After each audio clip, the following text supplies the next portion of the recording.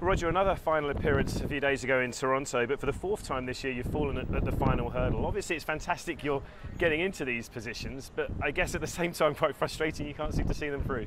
That's true, you know, I prefer to win finals than lose them, especially when I think back that I won 24 in a row at one point.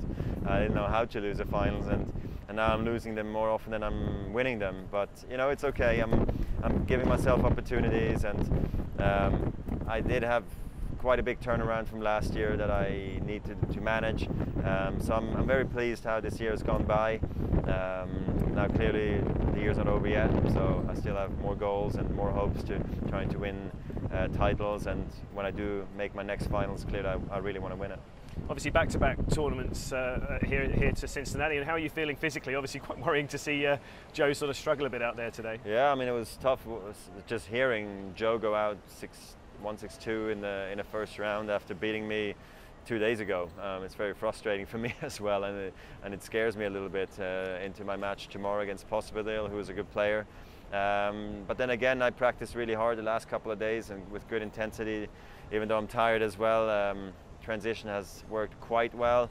Now matches are matches, they're nothing to do with practice, so I just got to really make sure I get through this first round, get a sense for how things play here. I almost have the feeling it's a bit slower than last week in Toronto, and this tournament has really worked out really well for me over the years, so I hope I can play another good year here at this event and, you know, get another win hopefully, but first things first, I got to get through this first round. Yeah, I mean, we saw Novak fall earlier than expected last week, and he sort of partly blamed that on his sort of slow transition back onto the hard courts. I mean, what do you think is the key to making that sort of transition without it having an adverse effect on your performance? I mean, look, it's never easy, like just showing up and just crushing everybody. It's just not going to happen. Margins are too narrow, and like he said, you know, it's the first tournament back on the hard courts. Even though you think, oh, it's all simple and it's all, you know, we're used to it. Yeah, we're used to it, but we're not used to it like playing on a faster hard court. It was, you know, medium fast last week against somebody who was just clocking the ball like Tsonga was, you know.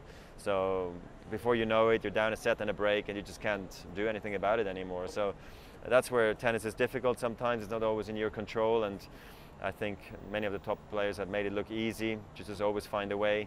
So when these surprise losses do happen, everybody's a bit shell-shocked, but then next thing you know is they regroup and they play very well the next week, which is probably going to happen here also for Novak. And you obviously have won here in Cincinnati a number of times. I mean, what is it, do you think, about this tournament that seems to suit your game, or maybe the sort of time in the calendar so well? I'm not sure, you know, because early on in my career I always struggled here. It was either great or horrible. So from that standpoint, I think I've gotten more consistent over the last few years, you know, where I've always showed up and actually played well. And then sometimes it went really well, you know, or it just maintained sort of a good performance. So I think the slice stays low for me here. The kick bounces up high. I don't mind the humidity and the wind so much. So I think from that standpoint, usually also the second week into the hard court season, that's also usually when I play better tennis than the first week. And from that standpoint, I think that's one of the reasons why I've done so well over the years.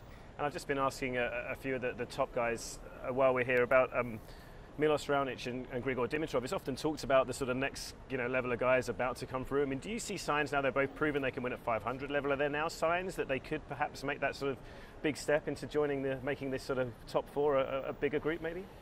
Maybe, you know. I think the draws are there for them to make a move easier than maybe what it would be if the top four, the big four, would still be, you know, seeded 1, 2, 3, and 4. Things have changed around quite a bit with Del Potro being injured, Murray having a back operation, me having back issues last year. So I think the three of us sort of falling off and Stan winning the Australian Open has totally changed the rankings around the top 10. So I think there's sometimes openings and sometimes they're not. And you got to get sometimes a bit lucky with the draw, and then you just got to play unbelievably well to come through sometimes, and that is what they need to do now, you know, and that's what it's going to take. It's usually you have to beat 2 or 3 guys that are playing really well, so maybe sometimes now 1 or 2 is enough. But I think that's just right now, maybe. Not going to happen, I think, towards the end of the year anymore. Then when Del Potro is going to come back, Murray's only going to get stronger from here. I'm playing much better. Stan, you know, he's not going to go through wobbly weeks every time as well. So I think it's going to be hard for Milos and Grigor just to walk through top 10 and enter the top 4.